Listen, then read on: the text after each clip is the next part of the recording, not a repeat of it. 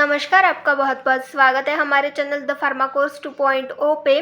तो आज के इस लेक्चर में हम पढ़ने वाले हैं फार्मेसी लॉ एंड एथिक्स का चैप्टर नंबर 18 जो कि है बायो इथिक्स। तो बायो इथिक्स मतलब क्या होता है, इसके बारे में हम इस चैप्टर में पढ़ेंगे, इसके बारे में हम इस चैप्टर में समझेंगे। तो इस सब्जेक्ट के 17 चैप्टर्स हमने कंप्लीट कर लिए हैं, उनके लेक्चर्स हमने देख लिए हैं। तो अगर आपने उनके लेक्चर्स नहीं देखे होंगे तो आप हमारे चैनल पर जाकर देख सकते हैं। और अगर आपको हमारी ये कोशिश अच्छी लगती हो तो प्लीज़ हमारे चैनल को लाइक करिए, अपने दोस्तों के साथ भी शेयर करिए और नए हैं तो सब्सक्राइब करिए। और सबसे पहले हम देख लेते हैं कि इस चैप्टर में हमें कौन कौन से टॉपिक कवर करने हैं। तो हमारा चैप्टर नंबर 18 है जो कि है बायो इथिक्स। इसमें हमारा सबसे पहला टॉपिक है बेसिक कॉन्सेप्ट। तो कुछ बेसिक कॉन्सेप्ट्स होते हैं, उनके बारे में देखेंगे। बायो इथिक्स की हिस्ट्री देखेंगे और उनके प्रिंसिपल्स देखेंगे। Brief overview of ICMR's national ethical guidelines for biomedical and health research involving human participants. तो जो भी biomedical and health research involving human participant हैं, इनके लिए कुछ गाइडलाइंस दी गई है। कुछ गाइडलाइंस, नेशनल इथिकल गाइडलाइंस होती है ICMR की, तो उनके रिलेटेड इन्फॉर्मेशन देखेंगे, उसके रिलेटेड हम यहाँ पर चीज़ें देखेंगे। तो ये सारे टॉपिक हमें इस चैप्टर में कवर करने हैं। तो आइए स्टार्ट करते हैं चैप्टर नंबर 18 बायो इथिक्स। तो बायो इथिक्स के रिगार्डिंग यहाँ पर हम सबसे पहले इंट्रोडक्शन देखेंगे, कुछ बेसिक कॉन्सेप्ट देखेंगे। Bio ethics is an interdisciplinary field of study that examines the ethical, social and legal implications of the biomedical research, healthcare delivery and healthcare policy। तो बायोएथिक्स ये क्या है? ये एक इंटरडिसिप्लिनरी फील्ड है स्टडी करने की, जो कि क्या एग्जामाइन करती है? Ethical, social and legal implications of biomedical research, health care delivery and health care policy. जो भी बायोमेडिकल रिसर्च होते हैं या फिर हेल्थ केयर डिलीवरीज होती है या फिर हेल्थ केयर पॉलिसीज होती है, उनके रिगार्डिंग जो भी इथिकल, सोशल और लीगल इम्प्लीकेशंस होती है, उनको ये एग्जामाइन करती है। तो इस तरीके से ये एक फील्ड होती है, इंटरडिसिप्लिनरी फील्ड होती है, जिसको हम बोलते हैं बायोइथिक्स। तो इस तरीके से ये बायोइथिक्स होता है। Bioethics is concern with questions of right and wrong in health care. तो हेल्थ केयर में कौन सी चीज़ सही है, कौन सी चीज़ गलत है, इससे जो क्वेश्चंस अराइज होते हैं उससे ये कंसर्न करता है, उससे ये बायोएथिक्स रिलेटेड रहता है। देन नेक्स्ट हम देखेंगे कुछ बेसिक कॉन्सेप्ट्स। बेसिक कॉन्सेप्ट्स क्या है उसके बारे में देखेंगे। Bioethics is concern ethically that arise in the practice of medicine and biomedical research. तो मेडिसिन और बायोमेडिकल रिसर्च के टाइम पे इसमें जो भी क्वेश्चंस अराइज होते हैं तो वो किस तरीके से सॉल्व करने हैं, किस तरीके से इथिकल मैनर में हम उसको सॉल्व कर सकते हैं, हैंडल कर सकते हैं, ये हमें बायोएथिक्स में दिया रहता है। बायोएथिक्स के थ्रू हम इसको हैंडल कर सकते हैं। इट में involve beneficence, non maleficence and the sanctity of life. तो beneficence, non maleficence and sanctity of life मतलब क्या होता है उसके बारे में देखेंगे। ये सारी चीज़ें जो है ये बायोएथिक्स में इंक्लूड होती हैं। तो सबसे पहले हम बेनिफिशियंस के बारे में देखेंगे। Beneficence refers to the duty of health care professionals to promote well being of their patient. तो बेनिफिशियंस मतलब क्या होता है कि ये एक हेल्थ केयर प्रोफेशनल की ड्यूटी होती है, रिस्पॉन्सिबिलिटी होती है कि जो भी उनके पेशेंट हैं उनकी जो हेल्थ है उसको प्रोमोट करे, उनकी जो हेल्थ है उसके ऊपर ज़्यादा से ज़्यादा ध्यान दे और उनकी हेल्थ जल्दी से जल्दी ठीक हो सके, उनकी जो वेलबींग है उसको प्रोमोट कर सके। तो इसको हम बोलते हैं बेनिफिशियंस। देन नेक्स्ट है नॉन मैलिफिशियंस। नॉन मैलिफिशियंस मतलब क्या होता है? Non maleficence refers to the duty of health care professional to avoid harming their patient. तो नॉन मैलिफिशियंस मतलब क्या होता है कि जो भी हेल्थ केयर प्रोफेशनल्स है उनकी ये एक रिस्पॉन्सिबिलिटी होती है कि जो भी उनका पेशेंट है उसकी जो भी हेल्थ है उसके ऊपर कोई हार्मफुल इफेक्ट ना हो, कोई साइड इफेक्ट ना हो, वो ज़्यादा से ज़्यादा अवॉइड करने की कोशिश करे। तो ये एक हेल्थ केयर प्रोफेशनल्स की ड्यूटी होती है, उसको हम नॉन मैलिफिशियंस बोलते हैं। देन नेक्स्ट है sanctity of life, refers to the value that is placed on human life. तो सैंक्टिटी ऑफ लाइफ मतलब क्या होता है कि जो भी ह्यूमन लाइफ है उसकी वैल्यू क्या है, उसकी वैल्यू को जो प्लेस दिया गया है उसको हम सैंक्टिटी ऑफ लाइफ बोलते हैं। तो इस तरीके से ये सारी चीज़ें, ये जो 3 चीज़ें हैं इसमें 4 चीज़ें इंक्लूड होती है, जस्टिस ये एक चीज़ इंक्लूड होती है। तो इस तरीके से ये जो चीज़ें होती है, ये जो 4 चीज़ें होती हैं, beneficence, non maleficence, sanctity of life and and justice. तो ये सारी जो चीज़ें होती है ये बायोइथिक्स में इंक्लूड होती है। देन नेक्स्ट हम देखेंगे हिस्ट्री ऑफ बायोइथिक्स। तो बायोइथिक्स की हिस्ट्री हम यहाँ पर देखेंगे। Bioethics emerged in the late 1960s and early 1970s as the response to a series of high-profile controversies in the field of medicine and biomedical research। तो ये जो बायोएथिक्स है ये कब आए थे? लेट 1960s में। लेट 1960s मतलब 1960s के एंडिंग में और साथ में जो 1970s है उनके स्टार्टिंग में ये बायोएथिक्स आया था। ये बायोएथिक्स इमर्ज हुआ था as a response to a series of high profile controversies. तो कुछ कंट्रोवर्सीज हुई थी, उसके रिस्पॉन्स में ये बायोएथिक्स जो है ये इमर्ज हुआ था in the field of medicine and biomedical research. तो मेडिसिन और बायोमेडिकल रिसर्च के फील्ड से रिलेटेड कुछ कंट्रोवर्सीज आई थी, तो उन्हीं की वजह से बायोएथिक्स जो है वो इमर्ज हुआ लेट 1960s और अर्ली 1970s में। देन नेक्स्ट है, one of the most well known of these controversies was the Tuskegee syphilis study, in which African American men with syphilis were left untreated so that researchers could study the natural progress of the disease। तो एक जो controversy थी, बहुत ही ज़्यादा well known controversy आई थी, जो कि थी टस्जी सिफाइलिस स्टडी। तो टस्जी सिफाइलिस स्टडी ये कंट्रोवर्सी थी, उस टाइम पे बहुत ज़्यादा फेमस हुई थी, जिसमें क्या हुआ था, एक अफ्रीकन अमेरिकन मैन था जिसको सिफाइलिस हुआ था, उसको अनट्रीटेड मतलब उसका ट्रीटमेंट नहीं किया गया था, रिसर्चर्स ने उसका ट्रीटमेंट नहीं किया था। किस लिए नहीं किया था, क्यों नहीं किया था उसका treatment? To study the natural progression of the disease. तो जो डिसीज़ है वो नेचुरली किस तरीके से प्रोग्रेस होता है, किस तरीके से हमारे बॉडी में ऑकर करता है, क्या चेंजेस करता है, कहाँ पर जाके इफेक्ट शो करता है, ये स्टडी करने के लिए जो भी रिसर्चर्स है उन्होंने उस पर्सन का ट्रीटमेंट नहीं किया था, उसको अनट्रीटेड रखा था। तो ये एक कंट्रोवर्सी थी जो कि बहुत ही ज़्यादा वेल नोन थी उस टाइम पे। तो ऐसे जो कंट्रोवर्सीज आई थी, इनको देखते हुए ये जो बायोएथिक्स है इसको इमर्ज किया गया था। देन नेक्स्ट है प्रिंसिपल्स ऑफ बायोएथिक्स। तो बायोएथिक्स के कुछ प्रिंसिपल्स हैं, उनके बारे में देखेंगे।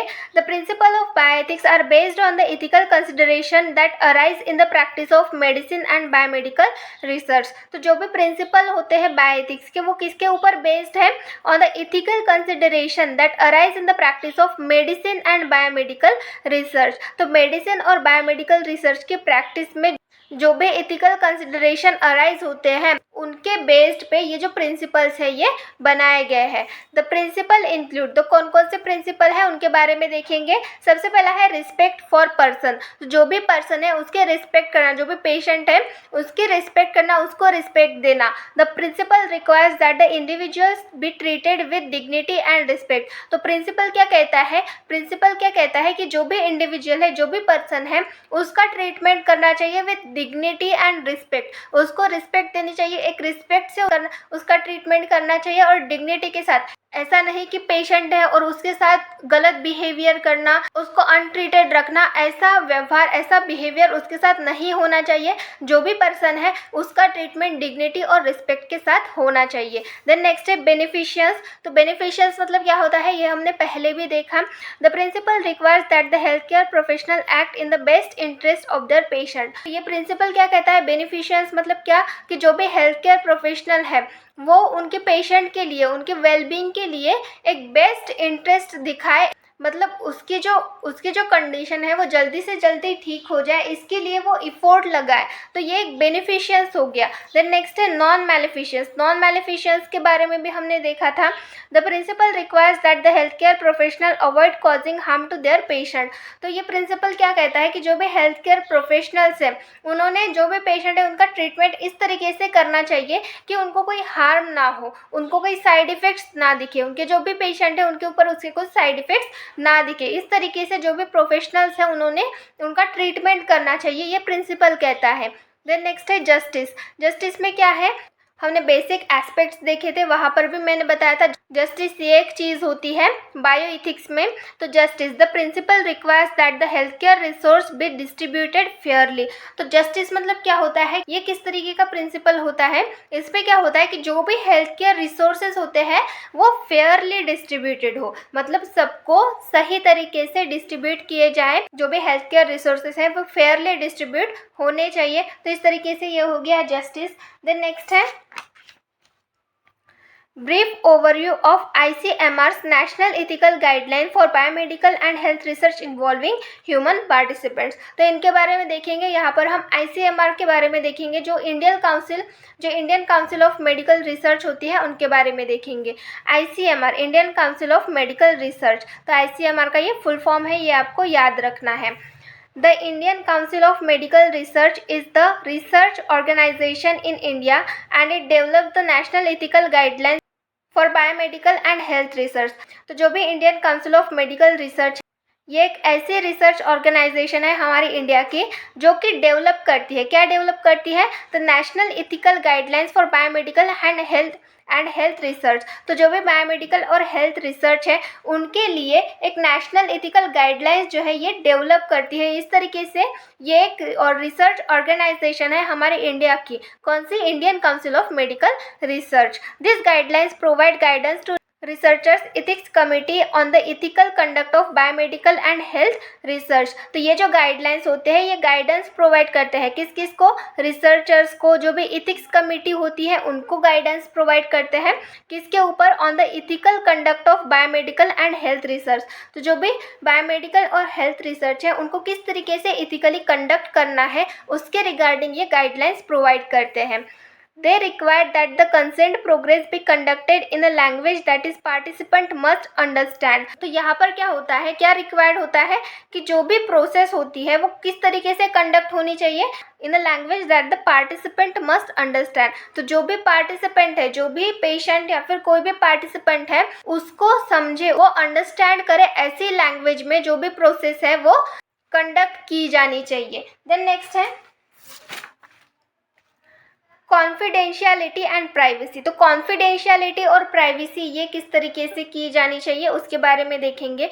तो कोई भी रिसर्च हो रही है, जैसे कोई भी डिसीज से रिलेटेड हो गया, मेडिसिन से रिलेटेड हो गया, तो इससे रिलेटेड कोई भी रिसर्च हो रही है, किसी इंसान पे की जा रही है, तो उसमें कॉन्फिडेंशियलिटी और प्राइवेसी, मतलब जो भी पर्सन है उसकी प्राइवेसी रखनी है कि नहीं रखनी है, वो क्या चाहता है, जो भी पर्सन है वो क्या चाहता है उसके बारे में देखना ज़रूरी है। तो यहाँ पर देखेंगे another important principle of biomedical and health research involving human participant is confidentiality and privacy. Another एक इम्पॉर्टेंट प्रिंसिपल है बायोमेडिकल और हेल्थ रिसर्च का कि जो भी ह्यूमन पार्टिसिपेंट है वो कॉन्फिडेंशियलिटी होनी चाहिए और उसकी प्राइवेसी रखना ज़रूरी है। जो भी ह्यूमन पार्टिसिपेंट है उसके जो भी चीज़ है, चाहे इंफॉर्मेशन हो, नाम हो, वो प्राइवेटली रखना, वो प्राइवेट रखना ज़रूरी है।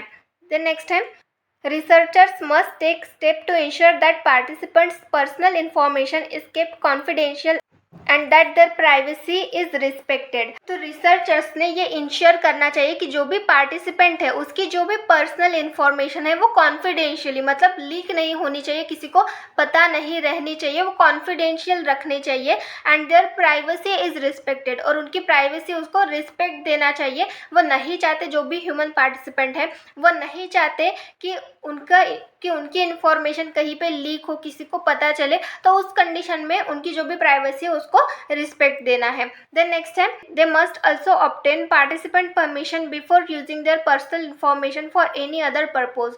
तो जो भी रिसर्चर्स हैं उन्होंने जो भी पार्टिसिपेंट की इन्फॉर्मेशन ऑब्टेन की है उसको कहीं भी यूज़ करने से पहले, जो भी पर्सनल इन्फॉर्मेशन है पार्टिसिपेंट की किसी भी पर्पज़ के लिए यूज़ करने से पहले जो भी पार्टिसिपेंट है उसकी परमिशन लेना ज़रूरी है। तो इस तरीके से कॉन्फिडेंशियलिटी एंड प्राइवेसी होती है। देन नेक्स्ट हम देखेंगे रिस्क असेसमेंट। तो रिस्क असेसमेंट के बारे में देखेंगे। Risk assessment is an important component of biomedical and health research. तो ये एक इम्पॉर्टेंट कंपोनेंट होता है बायोमेडिकल और हेल्थ रिसर्च का। The ICMR guideline required that the risk assessment should conduct by researchers before initially any research involving human participant। तो जो भी ICMR guidelines है वो क्या बताती है कि जो भी रिस्क असेसमेंट है उसको कंडक्ट करना चाहिए सभी रिसर्चर्स ने before initiating any research involving human participant. तो ह्यूमन पार्टिसिपेंट्स को इन्वॉल्व करने से पहले जो भी रिस्क असेसमेंट है वो कंडक्ट करना चाहिए, ये देखने के लिए कि अगर हम ये जो चीज़ है ये ह्यूमन के ऊपर यूज़ करेंगे तो इससे उसकी जान पे कोई खतरा तो नहीं है, उसको कोई साइड इफ़ेक्ट्स तो नहीं दिखेंगी। ये सारी चीज़ें जो है ये पहले रिसर्चर्स ने चेक करनी चाहिए। ये रिस्क असेसमेंट जो है वो कंडक्ट करना चाहिए, उसी के बाद जो ह्यूमन पार्टिसिपेंट है उसके ऊपर रिसर्च करना चाहिए। तो इस तरीके से ये गाइडलाइंस दी गई हैं। The risk assessment should consider the potential risk and benefits of the research. तो रिस्क असेसमेंट क्या बताता है कि जो भी पोटेंशियल रिस्क है, जो भी रिसर्च है, उसके जो भी पोटेंशियल रिस्क है और बेनिफिट्स हैं उनके बारे में ये रिस्क असेसमेंट हमें बताता है। तो इस तरीके से ये कुछ रिस्क असेसमेंट्स होते हैं जो कि सबसे पहले कंडक्ट करने पड़ते हैं किसी भी ह्यूमन पार्टिसिपेंट्स के ऊपर रिसर्च करने से पहले। तो इस तरीके से ये कुछ ICMR के रूल्स होते हैं, Indian council of medical research के ये कुछ रूल्स होते हैं। इस तरीके से जो है ये कोई भी रिसर्च कंडक्ट करते हैं। तो इस तरीके से यहाँ पर हमने इस चैप्टर के सारे टॉपिक कंप्लीट कर लिए हैं। नेक्स्ट लेक्चर में नेक्स्ट चैप्टर स्टार्ट करेंगे। Thank you.